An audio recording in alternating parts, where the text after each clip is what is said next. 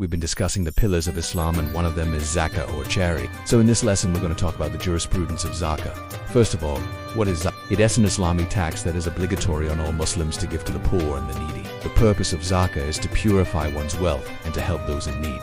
Now there are certain conditions that must be met for zakah to be obligatory. First of all, your wealth has to exceed a minimum threshold known as the nisab, and the nisab for different categories of wealth is as follows. For gold and silver, it's 7.5 troy ounce. For cash, it's equivalent to 100 ounces of silver. For businesses and crops, it's 5% of the total value. And for livestock, it's 1/8 of the value of the animal. The rate of zakat is 2.5% of the value of your wealth above the nisab. Now we have to look at who are the recipients of zakat. The Prophet Muhammad, peace be upon him, said, the Asnaf or categories of people who are eligible to receive zakat are the following. No. 1. The poor, but not necessarily those who are very poor. We're talking about people whose income is just enough to sustain their basic needs.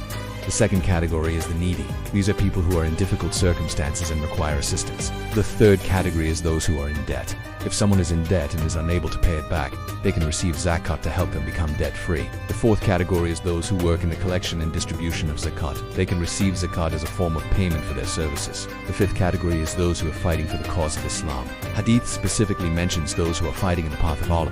The seventh category is travelers who are in need of assistance while on a journey. And the eighth category is those who have been struck by a calamity such as a flood or an earthquake. Now there are some people who cannot receive zakat. Your parents, your spouse, your children, your siblings, whether they are full siblings or half siblings, your uncles, your aunts, your nephews, your nieces, your sons and daughters-in-law, as well as your freed slaves. Also, if the person you want to give zakat to is a non-Muslim, you cannot give them zakat. With regard to how zakat should be distributed, the Prophet Muhammad, peace be upon him, said, give zakat to the poor and keep it not till it becomes rotten. The emphasis here is on giving zakat to the needy without delay, so that it can be used to meet their immediate needs. A very important point to remember is that zakat is not just about giving money to the poor and the needy. It's a form of worship.